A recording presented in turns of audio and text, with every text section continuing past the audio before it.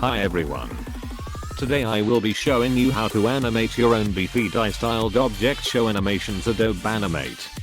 By the end of this video you'll have a pretty neat animation made by yourself. So firstly, download the setup file in the description and then open it up in Adobe Animate. Once you have it open, go to the library window which should be on the right side of the screen. If not, click Window, then click Library to open it up. Now in the library you'll see 4 folders, which are basically everything that Jack and Jellify used back when they were animating BFDI. The one we are interested in is the body parts folder. Inside it are a lot of useful folders, but for now we'll go into the characters folder. Now you can see folders for all the BFDI characters. Choose whoever you want to animate with, or you can use your own character you made. For now I'll use Teardrop's asset. Go into the folder whose asset you want. You need to find the one which doesn't contain mask in its name. If you see one that says quick, then use that one. It basically means that the mask is already added to it, so you don't have to do it yourself. Also, if the asset you added is too small, don't resize it. We will get onto that later. For now, hold Ctrl and use the scroll wheel to zoom in. Now that you have your character, let's go on to add the face and limbs.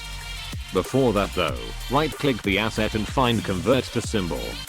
You can name it anything you want, but I'm going to name it Teardrop. Click OK, then double click your character. Make sure the name of your symbol shows up on the top left, otherwise double click again. Don't go too far, or you'll go into the symbol of the asset.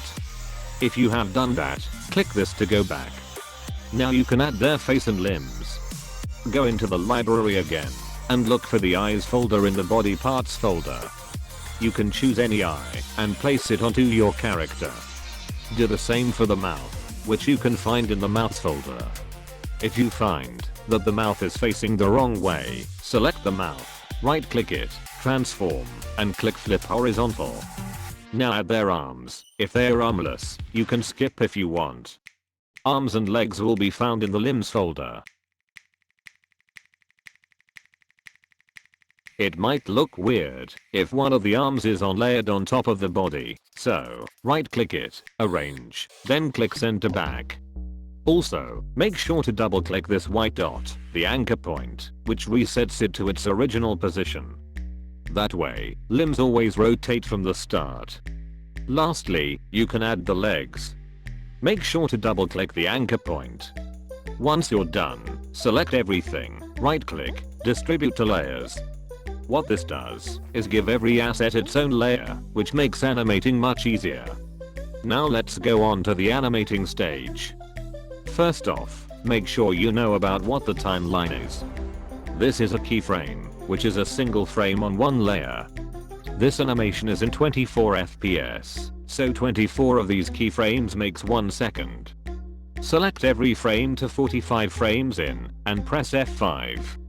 What this does is extends all the keyframes on each layer. Now you can start animating. Go to the 15 frame marker and select every keyframe. Then press F6 which creates a new keyframe on that frame. Do the same thing on the 25th frame. Now you can choose the pose for the animation.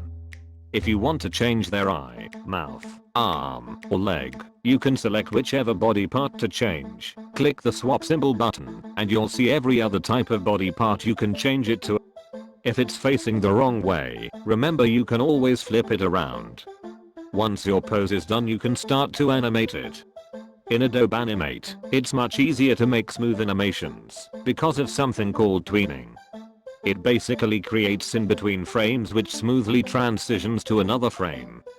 Go into your timeline, select the keyframes on frame 20, and press F6. Now click this button with the keyframe still selected to create a classic tween. Now press play. You'll notice it looks weird and kinda robotic. That's because things don't normally move that way, there is easing in movement. So, select all the keyframes in the tween, go into frame, then click on classic ease. You'll now see types of easing. You want to click on ease in, then choose which one you think works best. For mine, I'll be choosing cubic ease in. Now, watch your animation again. It looks nicer, but the way it just ends suddenly doesn't look too great. So, create keyframes on frame 30. Press this to enable onion skin, and look at the previous frames. You want to make this one move slightly past where it was originally. Like this. You can also use arrow keys to slightly move it. Once you've done that, create a tween in the middle of these frames. This time, make it ease out. Now, watch your animation. It looks much better, doesn't it?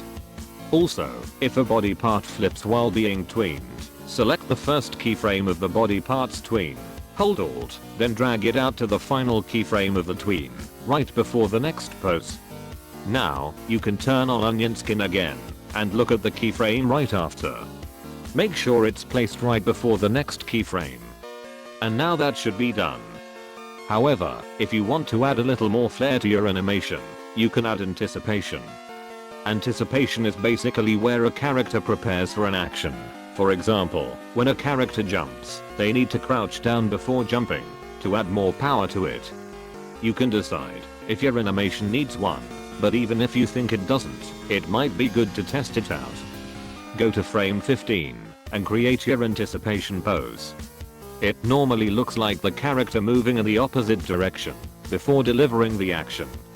Once you have your pose down, remove the tween before the next pose, by selecting every keyframe in the tween, and pressing Shift F6 at the same time.